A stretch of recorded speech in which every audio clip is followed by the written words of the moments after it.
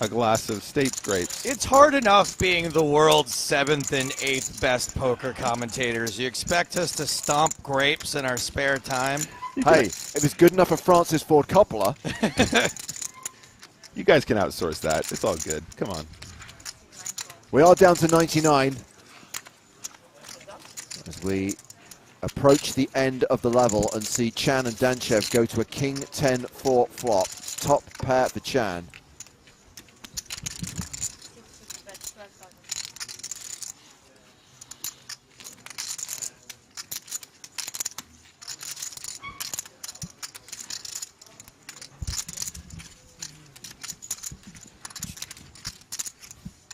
Mist Warden asks, if you get knocked out, can you ask for your red triangle of death as a souvenir? No, but you can use your payout to buy one from the PokerStars store. Many have tried.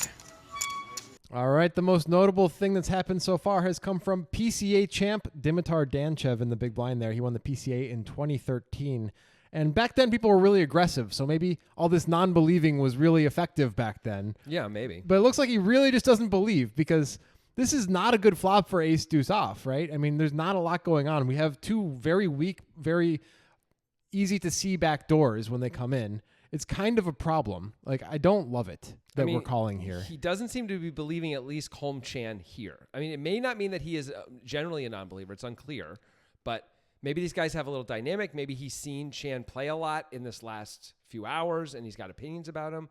I hope so, because otherwise I cannot justify this call really in any obvious way. Right. We talked about this at length on our podcast, and if Danchev is trying to make sure that he doesn't fold too many hands and become exploitable, it doesn't feel like we need to include this hand in that range. I'd rather have a hand like Queen 6 of spades or Queen 6 of hearts or diamonds, or like any Queen X or Jack X that has a backdoor flush draw, because we can turn such more powerful draws. And I don't think we're going to be calling down with ace high anyway, so that doesn't have a ton of value in itself. Right. And by the way, like you were saying, we make such bad gut shots when we turn a gut shot. We can't even check call the turn. Like, they're always a gut shot. We never turn open-ended. Right. If we hit an ace, we can check call. That's it. Everything else we're going to have to check raise or hope it goes check, check. Or I guess we could lead. But, you know, there's not a lot of great options for us. Yeah, I just feel like this can be in the folding range. I know that MDF is a thing that people are trying to do, but I don't feel like we need this hand for that. You're going to have to define MDF, though. We're not going to do that. Okay, good. You want to learn about MDF? Don't do it on Nitrogen Sports. They're not nerds who talk about MDF. They're cool kids who give you cool stuff, They man. smoke. Oh, all the time. It's really a health problem, but it's also great because you get to be around the cool kids when you play the monthly Poker Guys tournament. Use the link in our pinned tweet to sign up, where you don't even get access to that. Come have a cigarette. You know, this is my last EPT ever. I'm taking you guys down with me. You're going to get clotheslined by Tony on your way out the door. And then literally nobody can go all in for the rest of the tournament. We just don't have the facility anymore. You've stolen the red triangle of death. We got nothing left. So we get to the river. Chan has a lock on it. 63,000 in the middle.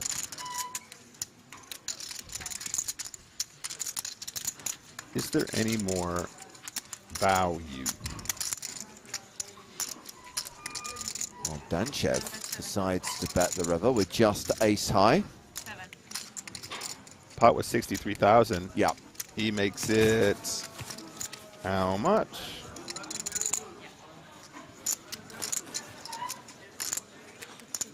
Danchev has bet 7,000 and Chan raises. Ooh, this is kind of spicy. 27,000. Incredible.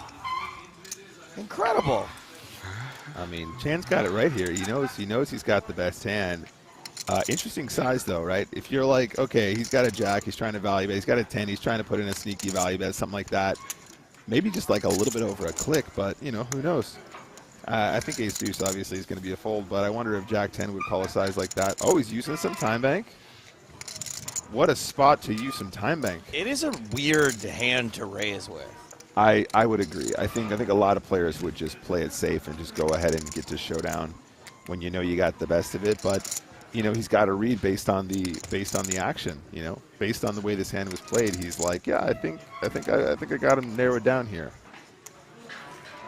It's funny how you attribute, not you, we attribute thought patterns to sort of mimic our own. Oh my days. Danchev responds with a re-raise to 100,000, and Chan's thinking, why didn't I just call that 7K? Hey, Joe, you remember that one time when you raised the river because you're going for thin value and then the guy shoved ace high on you?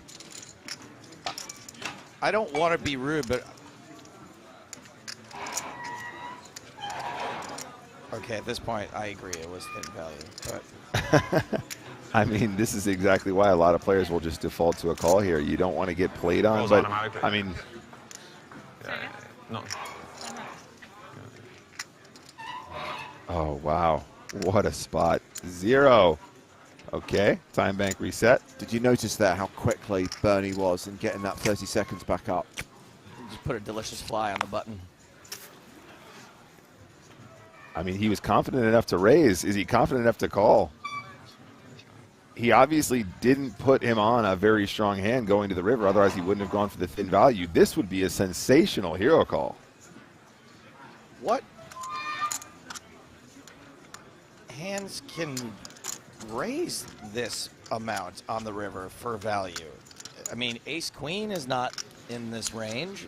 Flatting in the big blind. Queen is 9. it? Okay, here's the thing though, Joe. Look at the pot odds he's getting here. Nine, He only okay. needs to have the best hand like 1 in 3 times to make this a profitable call. Something in that region. Queen nine's a good one, James. Hadn't thought of that. Queen. But that's He makes the call. wow. Holy crap.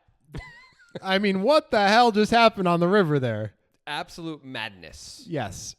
Okay, we have to rewind just very quickly to the turn. Okay. I think it makes sense for Chan to check back. Danchev checking makes plenty of sense. We could argue leading, but whatever.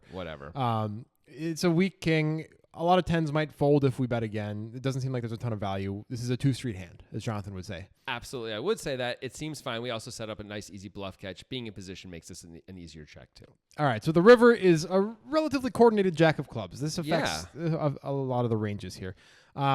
Let's talk about this initial bet from Danchev. 7K into 63K.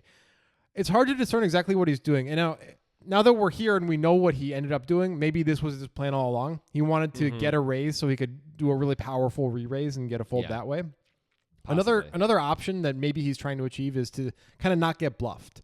Like if Chan has a weaker hand than ace high, like 8-9 or something, maybe Chan will feel obligated after the check on the turn and another check on the river to take a shot, and Danchev just feels like he can't call on this coordinated of a board. I think he probably can't. So he's trying to take that option away, Yeah. being like, just give up with your 8-9, just let me win the pot, and you don't have to bluff me, and nobody has to get hurt, Yeah, right. that type of thing. Right. Do you think that's maybe part of the plan? I feel like it has to be part of the plan, but probably the other part of the plan is what we see happen, right? Yeah. Which is like sometimes this is going to be a little chum in the water. It's going to induce a raise with a medium or even bluffy hand, bluff hand, and then I get to bring the hammer down because I have an ace in my hand, baby, and that blocks the nuts. I guess that's part of it. Let's talk about Chan's raise first, though, before talking about that. I think you probably have to raise, even though we have a very weak top pair. We just can't let Danchev get away with 7K here. We just can't let him get away with it. I think you don't have to raise against certain opponents who are never going to call Yes, I with agree. a worse hand, but there's a lot of people, and a guy like Danchev clearly is one of them, who absolutely will then be like, I mean, aren't you raising though because like because I I made bet it so 7K. small, I'm blocking here. Of course, I have to call with my medium strength hand here, and then you get paid off. Right, and so I think Chan should just effectively treat this like a check. Yeah. Pretend Danchev checked, and that seems like 27K into 63K is kind of as if Danchev checked. When you And have the king six, that seems like the right amount. trying to bet. get value from a 10 or maybe a jack that was a gut shot or an open ender that Yep. the river to pair, and that's the whole plan. Seems fine. But the plan, it goes up in flames. Goes to hell. Because as we call him, the Dimitar Danchev, is going to Yeah. go ahead and 3-bet to 100K. Woo-wee. So Jonathan mentioned that he does block the nuts. That's good. That is It would be a good. lot better to have a queen because then you get to block queen 9 also. Yeah, it's which much would be better. nice. Also, we're repping queen 9. Yeah. Not having a queen, I mean, that's not vital, but it would be great to have a queen in our hand. It would be great to have queen 9 actually instead. That would be true. Even a 9 would be a little nicer, right? Yeah.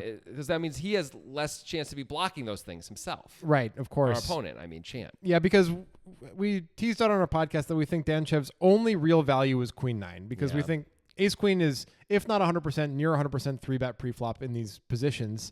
So Queen 9 being the only remaining straight, I don't really think you can raise anything else for value when Chan takes this line and can absolutely have Queen 9 or Ace Queen himself. I mean, Chan absolutely can have Ace Queen. That to me is what makes this whole thing like. I agree. We talked about it, like you said. Danchev does have to raise Queen 9, otherwise he can't ever bluff here. Yeah. Right? Queen 9's the best hand he can really ever show up with because he just never has Ace Queen. But still, man, this story is questionable, and I think that's why ultimately we see Chan make this call, because like we just don't have a lot of value here, man. Well, I don't think that's why. I think it's because he knows Danchev. Okay, fair enough. That's my theory. Now, Those things go hand in hand, though. They do. I agree. But I think if you see this line from an online avatar that you have no stats on, you have to fold if you're Chan. Right. I understand how you got here, but now that the 3-bet comes in, we don't have a good enough hand. We have so many better hands in our distribution. Anything with a queen or a 9 in it is better than this hand that also has a pair. You're right. Queen Jack. You'd much rather have Queen Jack to make this call. Right. But if we've seen Danchev and we've seen him do this type of thing a lot, then it's like, well, I just have to call with any top pair or better type hand, whether or not I have blockers, because this guy's doing this type of stuff too much. I can't let it happen. What that should mean, though, if we think that's the case, when we make the race to 27K, we have to already be thinking about the possibility of getting 3-bet and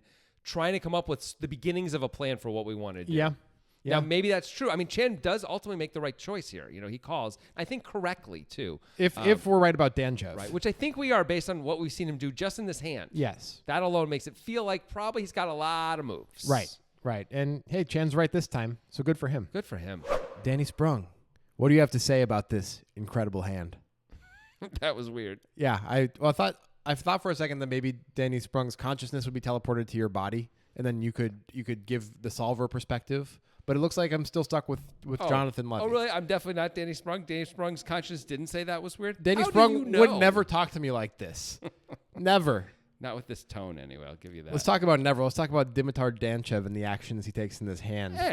All right. A lot of stuff happens in this hand, so let's get through the solver here. Cool. On the flop, Chan is supposed to bet his entire range, unsurprising on this flop in their positions.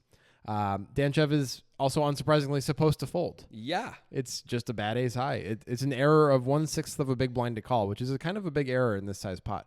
Like it's 1/6 of a big blind is not that much. Yeah, but it's notable with ace high to even have it be that big of an error. I disagree, but let's not get into that. Fine, Who we won't. cares? Let's get to the turn, which goes check, check. But the solver does want Chan to bet his hand 62% of the time, which means it's fine to check. Yeah. Cool. Let Dimitar Danchev do whatever he's going to do on the river, which is thing. what Chan planned on, I suppose. One surprising output that was in favor of Danchev's play is ace-deuce does lead for the small size 60% of the time, this tiny sizing. Now, I got to believe that very few combos of ace-deuce ever make it to this river on the tree, so it's probably a little bit wacky once we're here, you know. Right. But still, interesting. Right. But the solver, from Chan's perspective, is not having any of that block bet and is raising all king X's 100% of the time. So really likes Chan's thin raise here.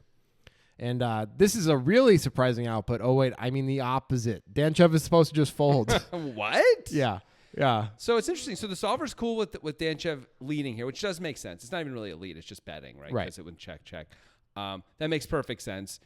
He did it. Solver likes it. You know, like he's trying to bluff here, man. And then the raise 100% of the time. That's cool. Yeah. I wouldn't have necessarily known that. Right. And then of course you're supposed to fold, but that is not what happened, as we see. And it doesn't like the raise. The solver does not like the raise. He only has 0.2 combos of queen 9 to raise out of his entire range. Well, geez. Yeah. If that's the case, I guess we shouldn't fold much. If you know that as a solver, you probably have to call with a lot of stuff. Well, Chan is supposed to call with any king X. Yeah. That would have been surprising to me. But if you told me that he's got 0.2 combos of hands he can raise with, Danchev does, I'd probably call with all my king X too. And maybe some other stuff, like a lot of other stuff. Yeah. Like almost everything. Right. So I guess Danchev, you know, successful player, not so successful in Pio's eyes in this hand. Oh, cold, Grant. The shade has been thrown. Okay, that was a wacky one. A lot of decisions we were surprised about. Solver came in with some pretty strong opinions as well. Everyone's got things to say on this one. Do you? Do you have things to say? Here's the stuff we're interested in. Would you just find a fold on that flop the way, you know, the solver would want you to, and maybe we would too? What do you think about that river, though? That's the showy stuff, man. Can this ever be right for Danchev to go for the 3-bet here? I mean, if you know your guy's got just top pair, maybe it can work sometimes. Didn't this time, though. And, of course, what do you think about this call? This call with just king. Just the king. It's awesome. What do you think about it? Do you think it's good, or do you think it was lucky? Yeah, leave a comment. Also, check out our Discord, which is where you can have a much more in-depth discussion about this hand. Danny Sprung will post his entire work there. You can talk about food, which, of course, the Poker Guys community is where you'd want to talk about food. That's a good place to do it. We'll see you on Discord. Okay.